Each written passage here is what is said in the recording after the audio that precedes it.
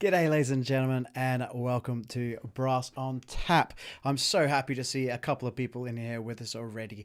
Please spread the word. Let's get it round. Let's get some guys in here because my special guest today is the one and only James Fountain. It's going to be incredible. Firstly, can I just apologize for not getting some episodes out the last couple of weeks? Life is getting busier for a lot of our musician mates, including myself, but obviously their schedules haven't matched up with mine, and I just haven't been able to get one out, so I very much do apologize, but thank you so much for sticking with me, and I will be putting these out as long as I possibly can, whenever I can, and just stick with me in these situations. Hopefully I'll be dropping in to a few other shops as well from around the world, seeing what kind of instruments they offer, mutes and stuff, and just stuff that you guys might want to dive into. Who knows, mouthpieces, I mean trumpet players, you know, there's most trumpet players have a basket full of them, so we love talking about them.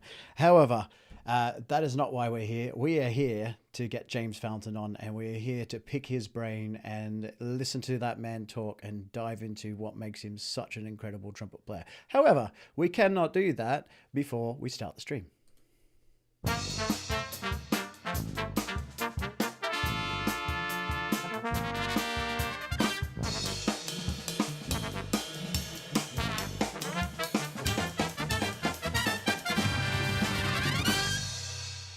Yes, ladies and gentlemen, this is episode number 26. Don't read what the title page said. It said episode 25. But we have our special guest, James Fountain. Now, this man, I came across him. I can't remember the first time I came across him. I literally was sat there and I thought, how old is this guy? And it just is incredible sound. For just something that you'd love to just sit in and read a good book. It was such a great sound. And I just absolutely adored his playing, and to top it off, he's such a nice guy. So let's not dilly-dally, let's get him on. James, how you doing, buddy? Hey Ben, how are you? You all right? I'm great. Thanks so much for joining us. We've got some people in here joining us. Honestly, everyone out there, while we're chatting with James, if you have any questions, please get them in. Even tell where you're watching from and stuff like that. Get them in. Use this time. We've got it. So, James, thanks so much for joining us, for one. Giving up your time. Obviously, you're a very busy guy, and you're just not working with the LPO. You're working in studios. You're working all over the place. Quintets, brass ensembles, this, that. I mean, you're an in-demand boy, and you're what, mid-20s? Is that it? Yeah, 27. Well, I lost a year, really. I'm not lost really a year. Well, yeah, I think everyone gets, you get to give a year back, don't you? But yeah, but honestly, you've achieved so much, mate, and it's been a pleasure to watch your career. You know, from picking up the RPO job when you were 20 years old. Now, how much of a mind spin was that to get that at such a young age? Yeah, it was crazy. Really, really crazy. And it all changed from there, really. I mean, I was at Guildhall. I was studying at the Guildhall, and it was kind of in my second year I started working with the orchestra. Mm-hmm. And with no real, expectations of going further in the process, or certainly not getting the job, So it all came as a bit of a whirlwind, a bit of a shock. But I absolutely loved my time there, and they were so encouraging and supportive and stuff. It was brilliant. Yeah, of course. And I mean, obviously, you've now moved over to LPO. Which, I mean, you must be having a great time over there. So how's things? Let's dive a little bit into what you've been up to last year. And then let's dive into what the future's holding now with LPO and everything like that. Well, it was quite strange, really, because I just started with the orchestra in February, so just managed about 2 weeks' work before lockdown hit. Wow. So it's a bit of a strange situation. You don't really feel like I've started yet. Yeah. But the orchestra was amazing, really. I mean, as soon as they could work with the given restrictions and stuff, they started streaming a series of concerts from Festival Hall. Oh, that's so great. there was kind of a concert a week that was happening, and it was great for us to be able to meet our colleagues again and share the stage and make some music. Of course, yeah. And where if people wanted to catch that, whereabouts could they find those videos? So they have a deal, I think it's with Marquee TV, which have done quite a lot of the orchestral streaming stuff. But we managed all different kinds of things, and It's actually been really interesting to delve into some different music because obviously you can't put on your big Mahler symphonies and Of course, yeah. your Strauss pieces. So there's been loads of kind of small chamber music and yeah, just really interesting repertoire. And how much? I mean, we're going to dive into the way you grew up and things like that. But just focusing a little bit on this, how are you finding it? Because there's a few people I've chatted to, especially in situations. Are you guys forced to wear earplugs at all? We're not forced to wear But earplugs, but I think the way advised. the world is going, I mean, Yeah. it's been it's really opened people's eyes Mm. over the past few years in particular. Obviously, there was the big case with the Royal Opera House that kind of hit the music industry a bit hard. So I think yeah, it's kind of refreshing that people have been woken up to some of the especially sitting in front of our trombones. They sound amazing, but they can get quite loud every now and again. Yeah, weapons of mass destruction. Absolutely, yeah. Well, just based on that, how are you finding it at the moment? Like sharing a stage, but obviously, I'm guessing you're socially distanced. Like, how is that Yeah. feeling for you? And is there something you're doing that maybe our listeners are thinking about, or maybe I might try that to help them out? Because I know when I'm sat on a stage with people so far, sometimes you can barely hear the people around you, and you're like, Yeah. "What's going on?" And then you obviously tuning comes into it, and getting just entries in time. And is it something? Yes. Is there a process you guys are going through or trying to think about? We're just trying our best, to be honest, Ben. Yeah, I mean, it took a lot of getting used to, and I think now that the kind of distancing that we have to be away from each other is slightly less now. So right. I think we're at 1.5 meters now. But Oh, okay. originally, when we first went back, I mean, the first thing we did was a brass ensemble concert, like a live stream, and yeah, it was just a nightmare. First of all, you don't usually hear yourself that much because in a brass section you're surrounded by all your colleagues. It's a nice little brass cushion, but yeah, so it took a bit of getting used to, but I mean, certainly for us, once we got in the concert hall, we started doing bigger repertoire Yeah. because the trombones in the festival hall at one point were like right where the organ is. So I Oh, mean, wow. literally in the choir stalls. So you're trying to play on a beat or with the leaders leading. I mean, it was an absolute nightmare to try Mm. and find where to play, but we were getting there, and I hope, yeah, hopefully people who listen to those concerts will take that into consideration. This is the thing. They probably don't even realize. They probably are literally watching it, going, "This is phenomenal." Where you're sat there going, "Oh my god, I have to come in a Yeah, little bit well, earlier for this." And we're always our own biggest critics as well, yeah, right? I mean, of course. yeah, Yeah. So how do you? So you just mentioned a little tool though. So here's a question, and honestly, we've got at least 6 people in here. So guys, get your questions in. hmm So here's a good one for you. When you're watching the conductor, like obviously it's a bit different now because you are further back. But is yeah. there ever a point that you're preempting? Is there certain styles or pieces that you're thinking, I need to be on the front, and there's other styles you're like, I need to be on the back? So do you think when he's giving it to you, are you like, Yeah. right, I'm going to stick with him, or I'm going to sit just ahead of him or below? Like, is there I think a lot of that comes with experience, doesn't it? I mean, when yeah, I first started out, it was, coming from the background I've had with brass bands as well. That's the downbeat, and that's where you play. yeah, I mean, if you do that, and it's very easy for us on a brass instrument, it can come out quite easily. But if a string player's got to go like that, the yeah, sound's not going to be as immediate. So it's little things like that you keep picking up. mm-hmm. Uh, but yeah, I mean, I remember, yeah, the first time I came in, you come right in on the beat, and you sound like a wally because you come in a second before everyone else. But yeah, so just always preempting that. But then obviously, like I said, contradicting myself a bit, but with the distance, you've also got to Mm. kind of counteract that as well. So I feel like orchestras play together so often, you kind of just get used to it. And every orchestra plays at differing points of where the beat is, and then you could have a different conductor, and they might want something different. So, yeah, like I said, you just got to try your best. Yeah, well, for some of our younger listeners out there, that I mean, you're a very inspiring bloke because obviously you worked your way through, made a name for yourself, then became almost just found the job, that a lot of people search for, Yeah, which is great. I mean, I'm not, you earned it. It was, you're a phenomenal player, but for these guys out there, and they're like, oh, I'd love to get that experience. Like, yeah. what would you recommend for those guys out there to try and start I mean, doing? certainly in London, I think, and fingers crossed it all comes back this way after this pandemic. But we're spoiled. We're spoiled with the amount of music making that goes on. I mean, when I was studying, there was always kind of semi-pro amateur orchestras that needed brass players or whatever. Mm-hmm. I think the best thing you can do is just put yourself in that environment, try and learn as much rep as you can. Mm-hmm. I mean, we've got five top symphony orchestras just in the capital. So chances are most nights of the week there'll be concerts happening.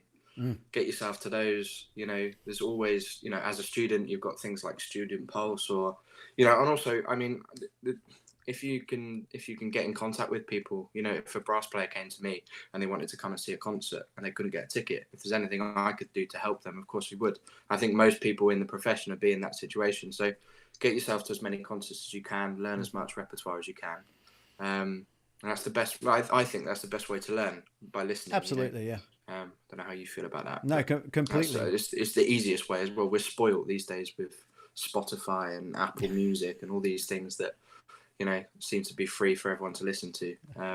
Make the most of it. Yeah, definitely. So before we move on to anywhere else, let's go back to the little humble beginnings. Let's ask the question: why trumpet? Now, I think I know the answer because your dad's pretty phenomenal as well. But why trumpet for you? It was never the trumpet. Was it not? I was a cornet player. Oh, of course. I'm a cornet player, I think. But well, you are a cornet player, definitely. Yeah, I did the brass band thing, and I was in the Salvation Army growing up as well. So that was kind of all my music making as a kid was playing in brass bands. It wasn't until kind of I ended up joining Grindthorpe Colliery Band when I was 17. So I did that for a year, and after doing that and playing with a real top band, and it was kind of the decision came whether to study on cornet and study on trumpet. That must be nice. Yeah, and eventually through numerous things, that my decision was made to go to London, and then that was really the first time I studied trumpet. I'd never really played trumpet before that. Okay. So yeah, it was a pretty quick turnaround then to like I said, it was a real surprise to get that RPO job, and then you're chucked right in the deep end to kind of learn all this repertoire, and you're still trying to figure out what mouthpiece you're going to play or what trumpet works. Okay. Come on, we're trumpet players. We're always figuring out what mouthpiece we need to play. It didn't take that long, did it? Yeah. But yeah, but no, yeah. Obviously, you went through National Youth Brass Band as well, didn't you? Yeah, which was amazing. I mean, and they're still doing amazing things now. I was lucky enough actually on the Easter course that's just happened online. I was one of the cornet tutors for that, and amazing. They're really they're way on top of things now, and really going in the right direction and trying to make this vehicle what it can be, and bring it to people that don't just live in Yorkshire or Manchester or the heart of brass banding, really bringing it to the whole country, which is great, and the whole world. Exactly. Some very, very talented young players in this country. It amazes me. I mean, listening to them a couple of months ago now, I mean, the standard was just incredible. Playing things that I remember I used to be able to play but can't play anymore. I know, right? How's that? Like, how can we play things when we're like 14 and now whether it's like, hang on a minute, I can't do it as well as I did back then. But anyway, learn how to think about it. Yeah, exactly. But yeah, so what was something that really changed your life when you were younger, like technique wise and stuff like that, or something that really helped you in the brass band? I know there's Arbans and this and that, but was there some teacher or someone along the way that really gave you something that could maybe change one of our listeners' lives as well? I wouldn't really be able to put kind of my finger on one specific thing, but you look back and like you said, through the National Youth Brass Band, or brass banding in particular, there's so many amazing players and so many amazing teachers around that you kind of just picked up all these little nuggets of information.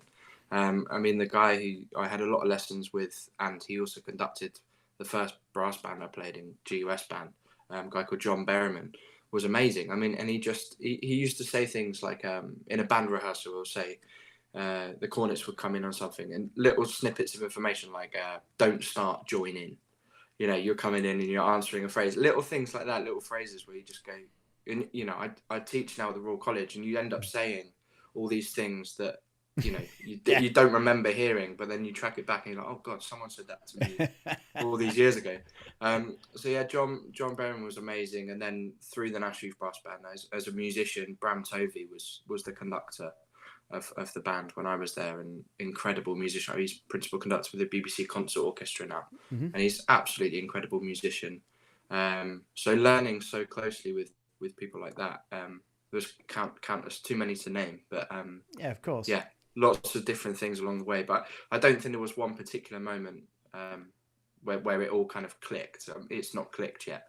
No. You know, Which is great. we always, yeah, exactly. Yeah, We're even always Doc trying to Severinson's what, learn. 95, and he reckons it hasn't clicked yet, and he's had the most impressive career ever. So yeah, it might have clicked for Doc. Yeah, he's always searching though. He's always doing his thing. He's an absolute legend. But yeah. Yeah, I can see what you mean. Like, it's all little things roll into one, and it turned you into the player that you are today, which is incredible. And now you're passing that on to the next generation, and you've obviously inspired your younger brother as well, Thomas. I don't know about inspiring him, but well, we've been able to play quite often. Is it a love-hate relationship? He's always trying to outdo you. Is that what it's about? He's always out. He's not trying. He's always doing it. Okay, fair one. Well, before we continue, there is a little couple of videos that you guys shared. I don't know whether you'll challenge yourself, because some of the stuff that you play, it was full on. And there was a great piece that really stood out to me, and it was called "Ablaze" by Peter Graham. And was this written for you two, or? No, so Peter during lockdown wrote a series of duets. Right. I think for people to practice on their own, or record both parts, or if you're in your bubble or whatever, you could play through it. So we actually were asked by Peter to do one of the other duets, and this was another one that I think David Charles, euphonium player, and his dad Bob played originally, and we picked it up, and we did a series of them, just keep ourselves blowing, so yeah, this was the hardest one though. There's quite a lot of notes. there is a lot of notes, but the greatest thing I love about it, when you're listening to it, viewers out there, is that you can't tell the difference between both of them. You don't know. You got to keep your eyes on their fingers, and then you can tell who's playing. Enjoy this. This is Ablaze.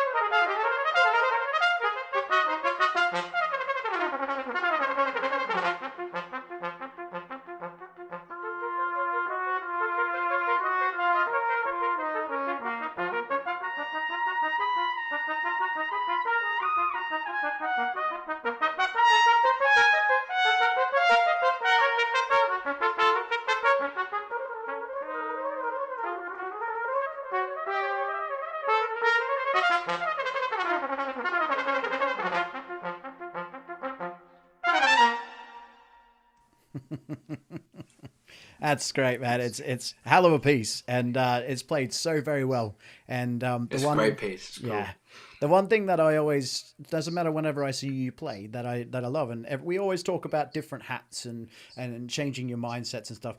But your chops, or you make it look effortless.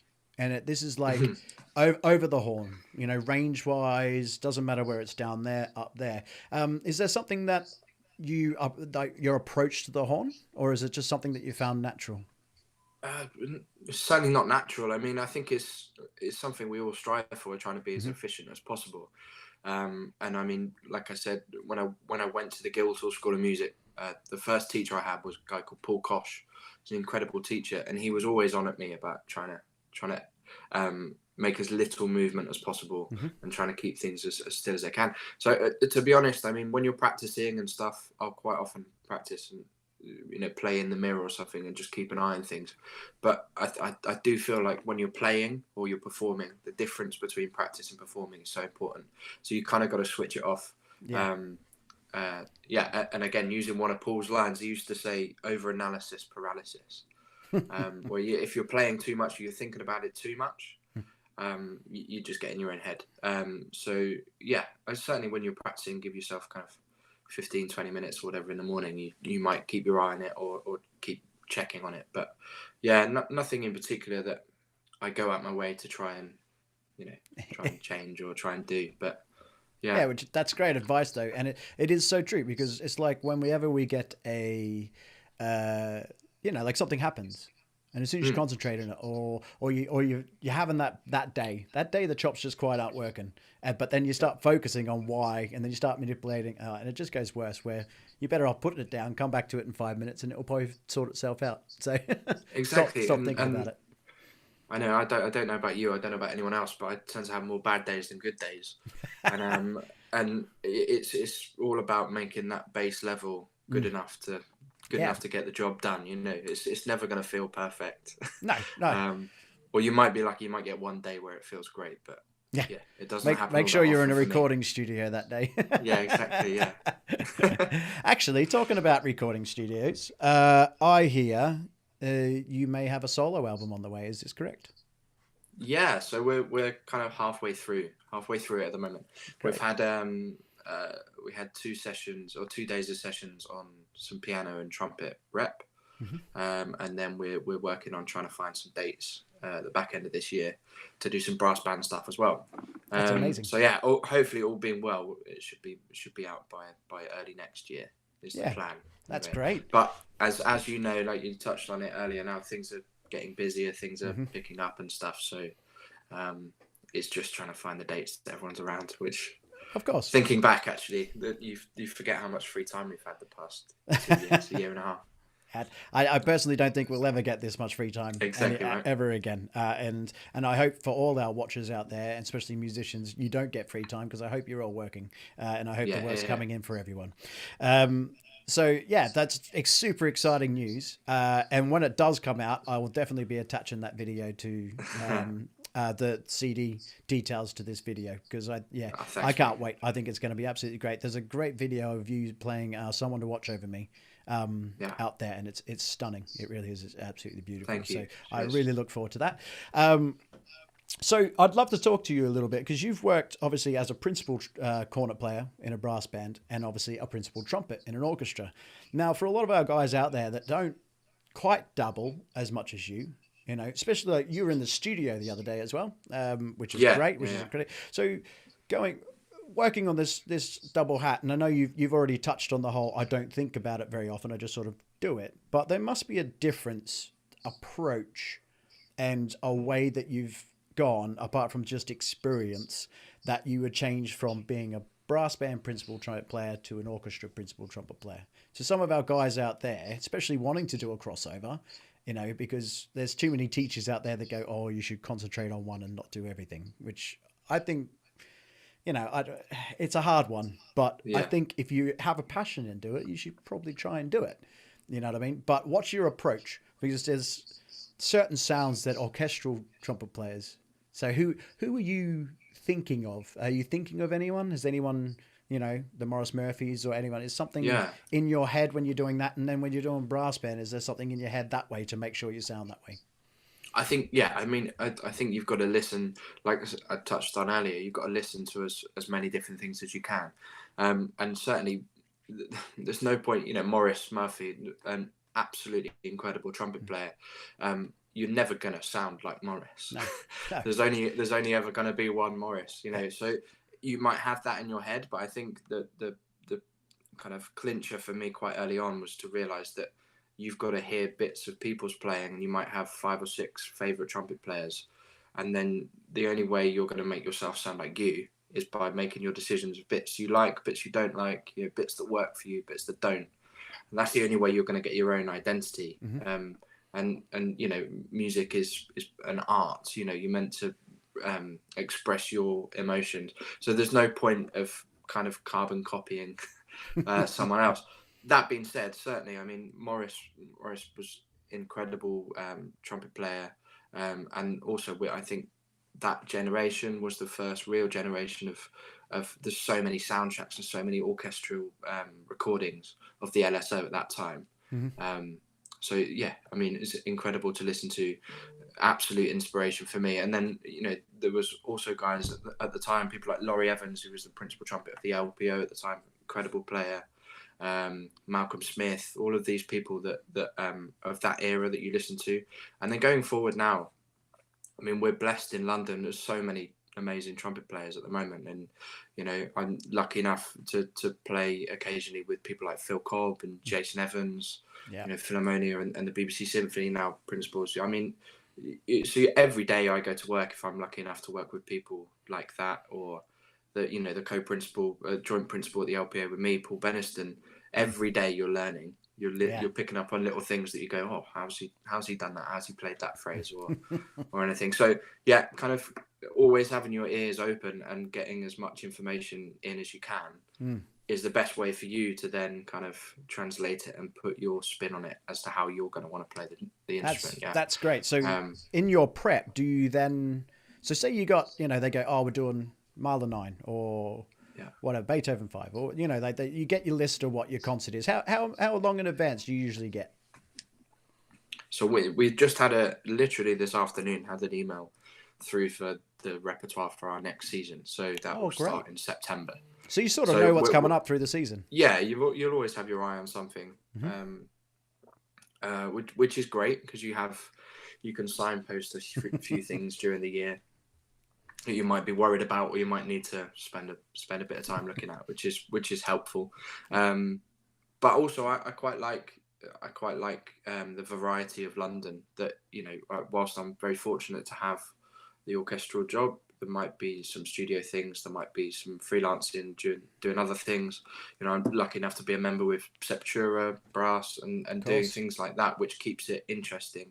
So I love that every week can be as different as possible, rather than just kind of sitting at the back of the orchestra on your phone for most of the rehearsal.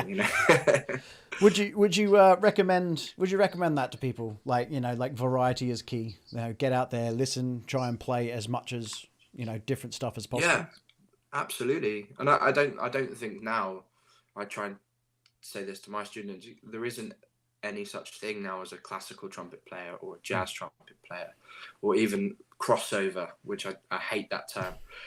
I mean, we are all brass players and we're all trying to play in as many different styles as we can.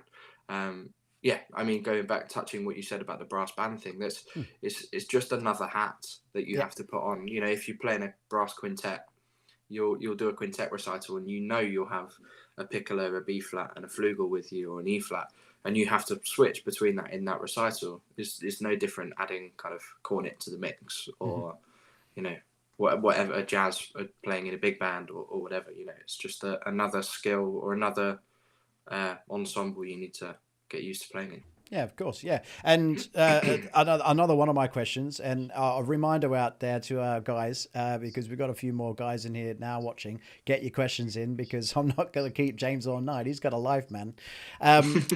So judging, you said, obviously, it's just a different hat. So when it comes to some of our guys out there that play B flat trumpet, they may have doubled in C, have never touched an E flat, D, or a piccolo. Now, a lot of the guys out there might be a bit scared to go up there, or have tried it and it hasn't quite worked. So for you, it probably is another hat to just stick on. Oh, it's just a different instrument, a different key. Or is there a different approach that you trained yourself to be able to go, okay, I've got to think differently here.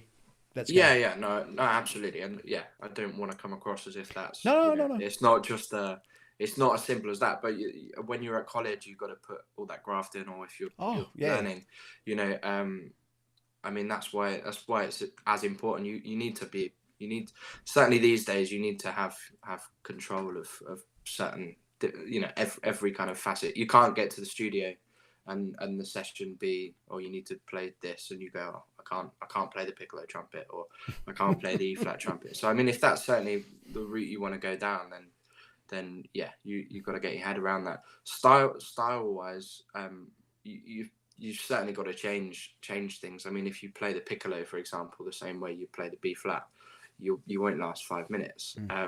It's a very different way of approaching. You have I when I play the piccolo, I think of kind of this hot air balloon filled. So if you're breathing, you fill this hot air balloon, and instead of playing as we would on the B flat, you're trying to fill the instrument with air.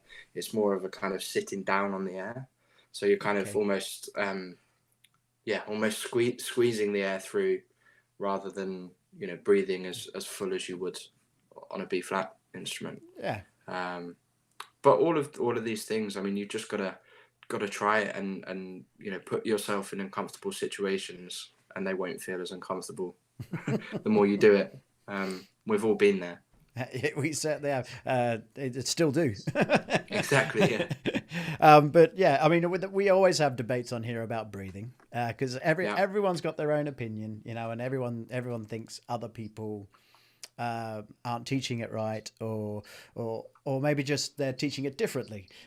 So I'd love to hear your opinion on breathing, because a lot of guys say breathing's overrated, and then they also say there's a lot of people out there that are over breathing all the time. Yeah.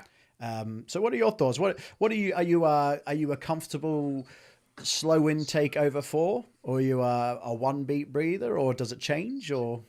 It changes. It changes. I mean, the one thing that really gets me is when people take on too much air. So I mean, we've all had that, especially when it's a common misconception. I think when we say when we're nervous, our breathing is the first thing that goes. That's absolutely true, but it's not that we don't use enough air. It's that we take on too much. So we've all had that feeling where you're tense and your shoulders up, and then your breath feels like that, and then you're playing, but the only thing you want to do is let all of your air out because you're just tense like that. So yeah, certainly kind of touching on the efficiency thing I said earlier. I mean, it's all about trying to be as efficient as you can, and if you're playing with something, highlight the phrases, and that's where you want to play to. And that's how much air you need. So there's no point breathing over 4 beats if you're only going to play for 2 bars. So I mean, yeah, but it would absolutely change. I mean, in different circumstances. I mean, you might see a whole page of a melody, and whilst you'll want to phrase it every 8 bars, you might not need to breathe every 8 bars, or you might just need to, breathe at the beginning of the solo and target the end of the solo, but with 2 or 3 breaths in the middle where all you're doing is topping up. It's not a reset, and certainly with the phrasing thing, I mean, so important when you're breathing to not just think about the breath, but think about the end of the note before and the beginning of the next note, because people forget that. People think they're concentrating on the breathing, but then when you hear it back, it just stops and starts. The breath is as important as the note. Completely, and I'm glad you actually touched on that, because your approach into breathing is great, and you can always tell when you're, as a soloist, when you're playing a tune, you've always thought about it. Always thought about the way it should be, say, sung, or the best way for it, which is something that I hear a lot of players sort of not quite do. They're just going through the motions and playing the notes, and it's like, well, you just took a massive breath right in there. You know what I mean? I feel like we fall into that category as brass players, not just trumpet players, but it's all about pyrotechnics and high notes and fast notes and all of that. And every other instrument in the orchestra is played lyrically, but we seem to think our job is to just play loud fanfares or play Star Wars. You wouldn't approach any other instrument like that. So no. I think music's always got to come first, and you can play all the notes under the sun, but if you haven't got a nice sound, no one's going to want to listen to it. Of course. It's kind of the simplest thing, but the hardest thing, I think. I completely. And if it's okay with you, I'd love to share an epitome moment of what we've just talked about for the last 5 minutes of you with your lovely partner Lucy in lockdown playing Gabrielle's oboe. So obviously on a different instrument to a B flat trumpet, but playing extremely lyrically on a piece that actually wasn't written for a trumpet. But you've obviously thought about it, and yeah, this is all together, and this is a beautiful, beautiful playing here. So, everyone, ladies and gentlemen, enjoy this. It's Gabrielle's oboe.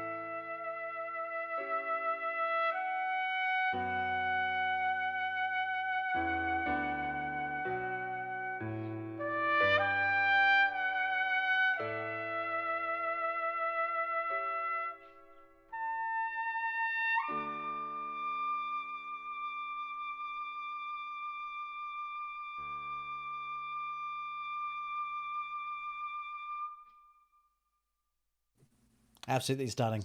Absolutely stunning. It's beautiful. Thanks, And man. it must be very handy to have a partner that's a beautiful piano player as well. Absolutely, yeah. I mean, it certainly passed the time in our house. Yeah, I bet. She must be like, oh, another trumpet tune. I Okay. know, yeah, absolutely. But no, it was, yeah, it's great to hear that approach. And as I said, that effortless embouchure allowing you to just through the horn and just it doesn't change. It's great. So yeah, so that's great. So I'd love to chat to you about. So we've chatted about the orchestra and the brass band. Now, do you approach trumpet playing on a stage, say a world, because you're an international soloist as well. You get sent around the I world. don't know about Oh, come that. on. You go around the world playing and all the rest of it, which is great. And so you should. But all I want to know is when you're stood in front of a band compared to sat in a band. And that could be brass band, all orchestra, or any band whatsoever. Could be jazz band, big bands, whatever. Yeah. What is the difference? What's the one thing you tell yourself, you know what, you're at the front. This is what you got to do.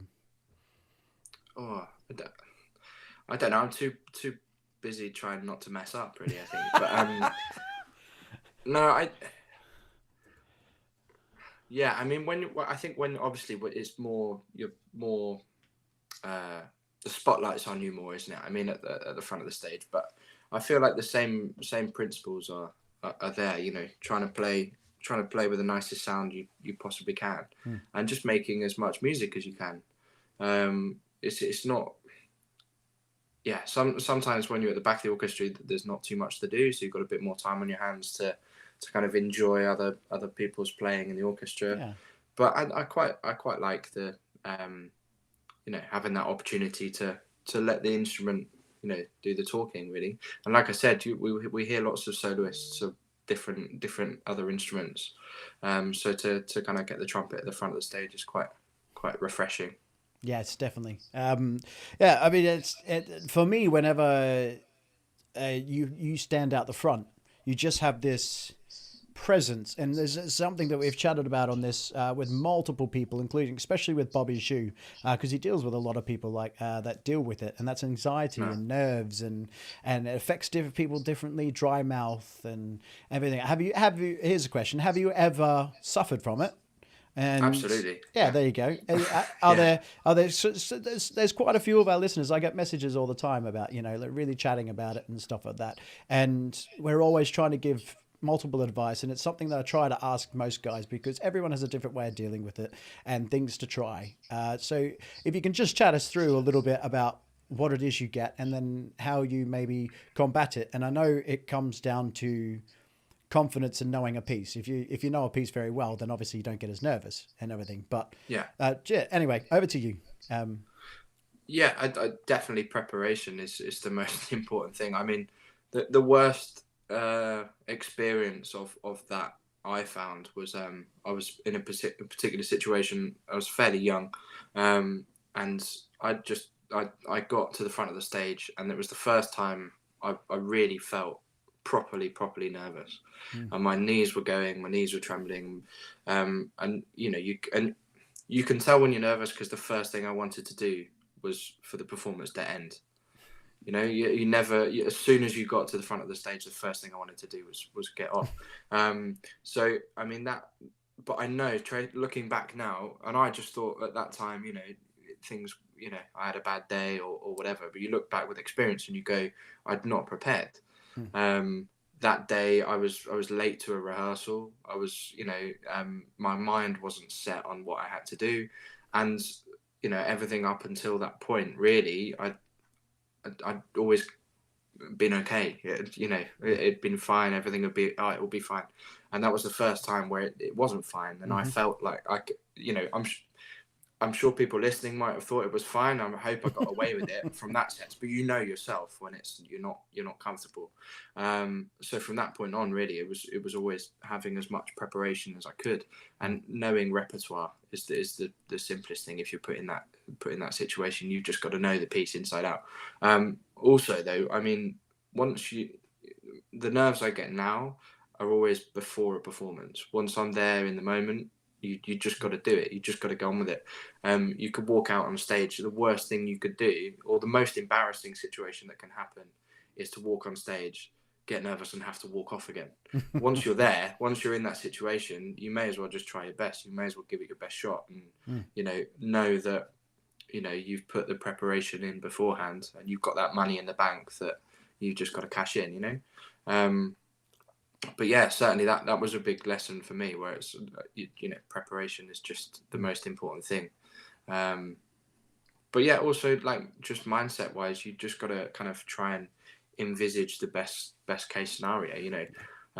Try and get all those negative thoughts out. The worst orchestrally, the worst thing you can have is 15-20 bars off before a solo, and you sit there for 15-20 bars looking at the first note going, I better not split that. I better not split that. If you think like that, you're going to split it. Yeah. So I mean, use the 15-20 bars to listen to the flute player or the strings playing, and immerse yourself in the music that way. And like I said, well, like one of my teachers, Paul said to me, this over analysis paralysis. The more you think about something in the moment, the more it's going to go wrong. Yeah. So put all the work in beforehand, and just be as relaxed as possible, knowing that you've done it 1,000 times in your back bedroom. Yeah, and I mean that's incredible advice, and that's obviously something I'm guessing you did when you've got the RPO job as well, because that would have been daunting as such a young guy, and you're like, oh, I got to prove myself, So yeah, and that still happens every day now. I think that's that you said about the soloist thing. In some ways, sometimes it's more nerve-wracking having a solo in the orchestra. If you're playing Mahler 5, that's more nerve-wracking than playing the Haydn. Yeah. Because if you're stood at the front playing the Haydn, if you mess up, it's on you.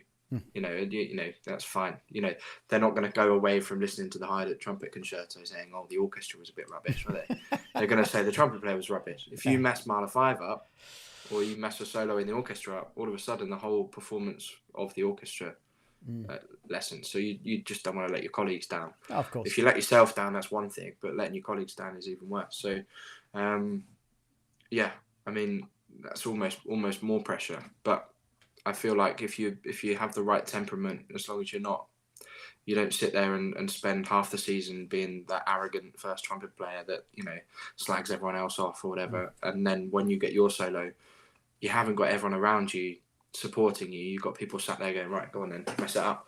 So it's all temperament. It's you've got to be.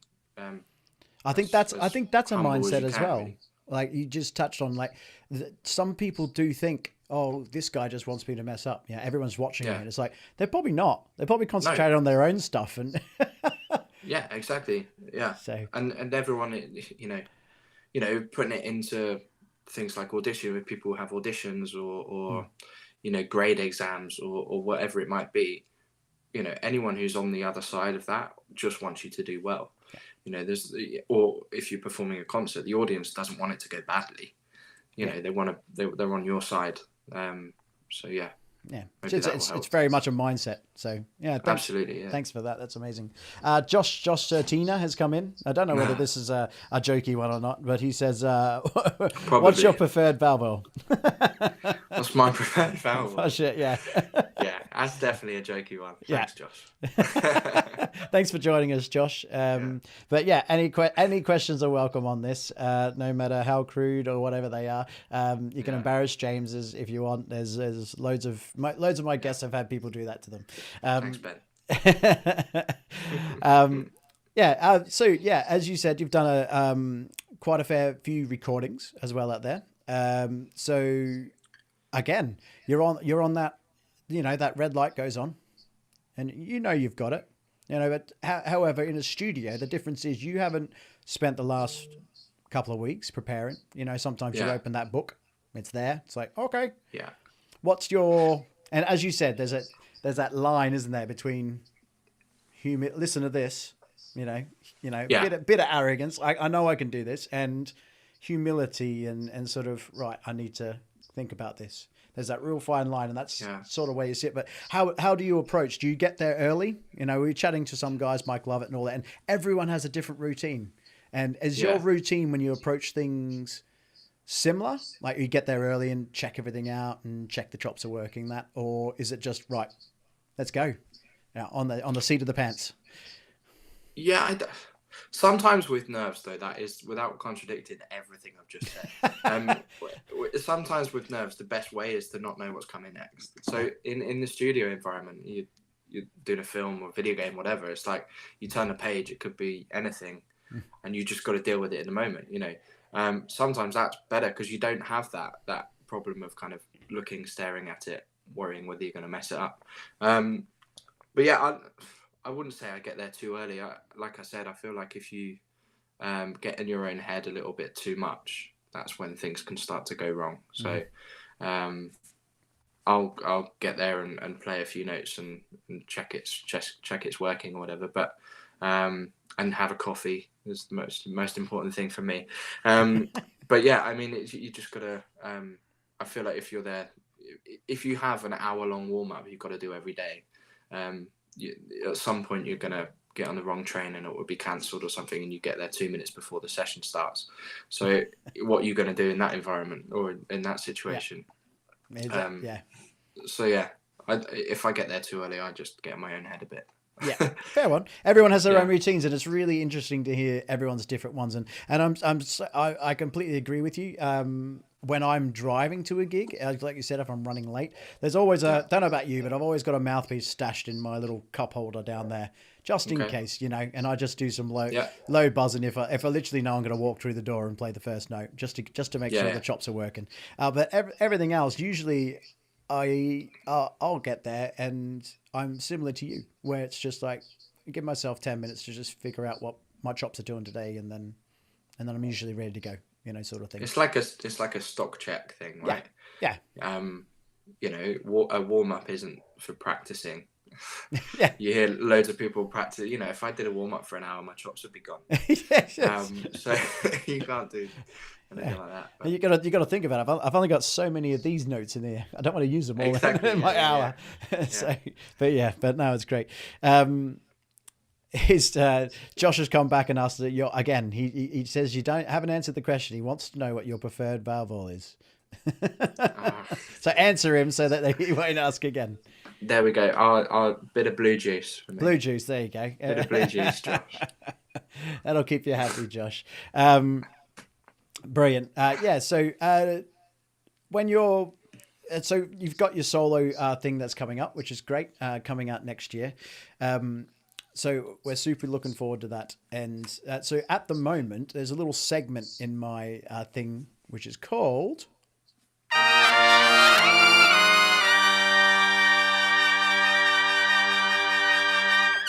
What's on your stand? So you obviously got recordings coming up. You've got orchestral stuff coming up. What are you playing right now? The thing I've been looking at today is a piece called Sinius Voices by a composer called Adamek that we're having to do with the LPO this week, and it's absolutely mental. So that's been on my stack because it's all kind of quarter tone stuff, or a modern piece. Clues in the title, Sinius Voices. It's pretty dark, so that's been kind of what I've had to get my head around. Apart from that, I'll be honest with you, I've had a bit of a break because having done these solo sessions a couple of weeks ago, I've kind of I need a break from the trumpet. Of course, it was pretty intense before that. But it's like some people when they're sat behind a computer, they just need to walk. You just need to walk away from it sometimes. Yeah, exactly. We've just had. I was just in the studio the past week. We were doing the new Guardians of the Galaxy video game. So that was pretty intense as well. So it's all just been loud trumpet noises in my head for the past week. And now that quarter tone piece sounds super interesting. Are you using a quarter tone trumpet as well, or no? So it's all with been trying to figure out the had to get my valve oil out to try and figure out what valves I've got to put down and everything. So that's crazy, isn't it? Yeah, definitely. Yeah, that sounds amazing. When's that coming out then? So we've got a concert. I think it's what day are we on now? Wednesday. So I think the concert's Friday. Oh, Friday. Oh, bro. Yeah. And Yeah, great. so we've got a rehearsals tomorrow to get our heads around it. But. That's awesome. And can people look around for you to do any solos that you know of in this upcoming season? I don't think there's anything this season, but I'm going to try and work on putting something together for the beginning of next year. So Great. hopefully when this CD will be launched, we'll be able to do something then. But there's plenty going on with the orchestra, and bits of touring, bits of Septura. There's hopefully some stuff going to be happening later in the year as well. So it's looking busy, which is refreshing given the times we've been in recently. Yes, massively. So yeah, looking forward to it. Yeah. I'm so glad that you're getting busy, and a lot of our guys out there are getting busy. Obviously, it makes doing these a lot harder, but I'm fine with that if you guys are working. So well, yeah, the world's got to go back to normal. It does at some point. So hopefully for us musicians, it's sooner rather than later. It's it. Yeah, I really hope so. And because there's a little bit of announcement on my side as well. I'll be turning hopefully in the next month or so, and all these episodes will go into podcasts as well. So if people want to just walk down the road and listen, or in the car or whatever.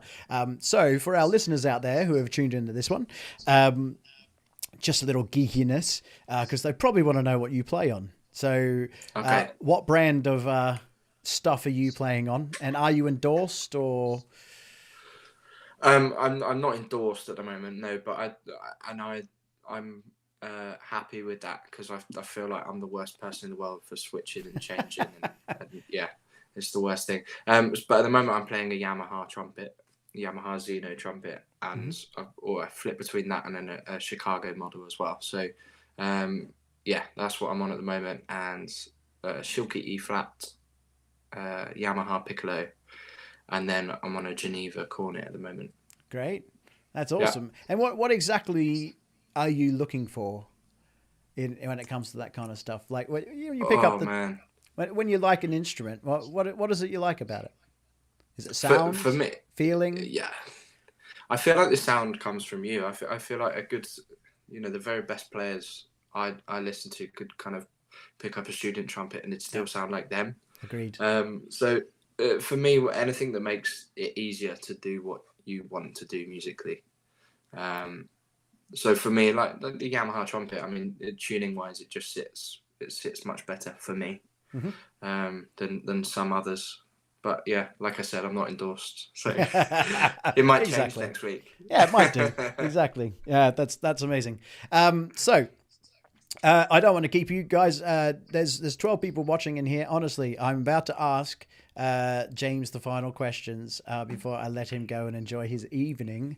So please get your questions in now. He's already answered the Valvoy one, Josh, so don't get that one in again. And yeah, so for the last 3 questions that I always ask my guests, James, are what would you recommend for all our listeners out there? 3 albums that they can go listen to and be inspired. Oh, that's a good question. Well, a Winton's Carnival disc, like straight off the bat. I got narrowed it down. The LSO recording of Alpine Symphony. I can't remember the conductor. If you find it's got a blue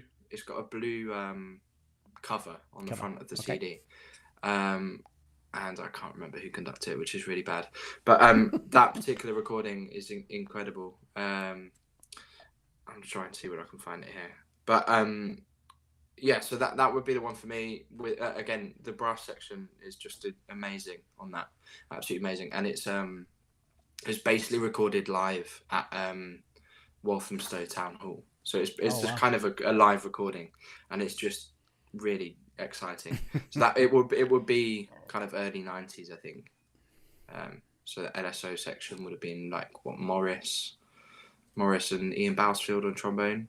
Pretty impressive. Section. So those 2, and then I'm gonna go for a brass band disc because it was the most it was we literally wore it out when we were listening as kids.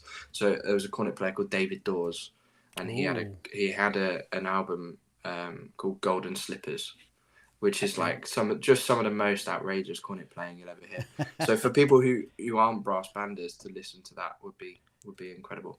There you go. That's amazing. The second question is: do you have a funny or good story? Anything goes on this channel of when you've been away on tour, of a story that you are allowed to say on here without dropping anyone in anything that is coming on. Yeah. I try and keep it PG. That's all right. Yeah. I mean, I distinctly remember like the first tour I did with the RPA when I was on trial, and I feel like it's kind of anyone who's joined the RPA, you know, just before I joined or just after, had to go through this situation. But basically, woke up, missed a bus, and had to get a cab from one town in China all the way to Beijing airport because the flight was delayed, or I would have missed the flight. So that was pretty impressive. And I remember the night before that, the reason I missed it, I made the stupid decision to go to sleep because it was like a 6 o'clock leave, and we were in the hotel bar till about 5 o'clock, and everyone went and packed their stuff. And there was a member of the orchestra, I won't name any names, who'd had an incident where he'd basically fallen over in the hotel and crashed himself into a glass table. Oh, no. So I had to spend the whole of the flight home with his hand was all bandaged up, and basically had to do the 20-hour flight back. So all in all, that was maybe not that funny, but that was an eye opener because it was like the first professional tour I'd done as well. So I kind of hoped it wasn't always going to be like that, but it kind of turned out it was. More like Welcome to the Jungle rather than Welcome to the Tour. Yeah. That's good. That's amazing. Yeah. And the final question is, if you could go back in time and tell your younger self something, what would it be?